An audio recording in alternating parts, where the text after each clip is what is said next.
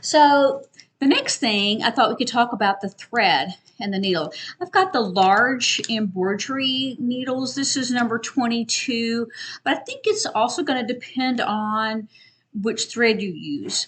Now they suggest that you use wax cord or like some linen, but I couldn't find any linen.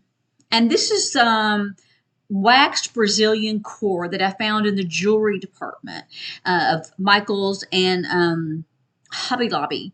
So, maybe kind of hard to find. I think you can buy it on Amazon, what they suggest.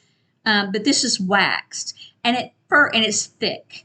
And at first, I thought, because remember my first attempt, it was all waxed here, and I thought, oh, it's so sticky. I don't know that I like this. It's so sticky, but they're right. It goes through the pine needles really easy. It doesn't get tangled up. I mean, they're right. But now that this is drying, and it's pretty much, I would say that the pine needles are dry, this doesn't feel sticky anymore. Not like it did. And so I don't, but it's in the open, it's not a closed package, so I don't really know why that is unless it just absorbs it, which I'm kind of glad about. But so I found different colors with the variant difference of browns, and then this is what I used before. And then I found these are not waxed, but it's hemp cord, and I thought I could try. It's the same thickness, but it's not waxed, and it has a different variety of colors. And I thought I would try that. I'm not sure though. I think I like the wax just because it's easier.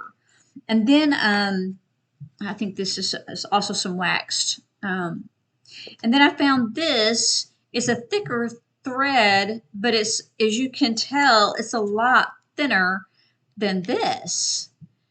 And it's not waxed, but it is a polyester thread. And you find a lot of cotton threads, but not polyesters. And but linen is, made out of flax.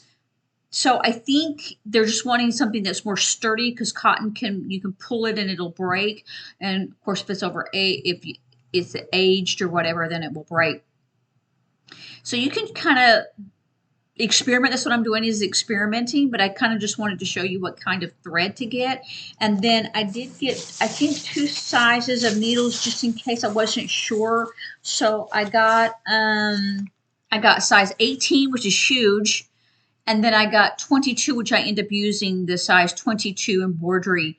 I think they're, tapestry needles. I thought they said embroidery needles, but it's tapestry needles. That way the cord goes through it easy because it's pretty thick, and I don't have to really work at it too hard. I kind of flatten it out, and it goes in, and it goes through the pine needles. The pine needles are kind of cooling off. It smells wonderful. So if you're used to being around a lot of pine needles, you know how really good it smells. So anyway, so that's the next step, is getting your thread and your needles while your thread is cooling off, or your needles are cooling off.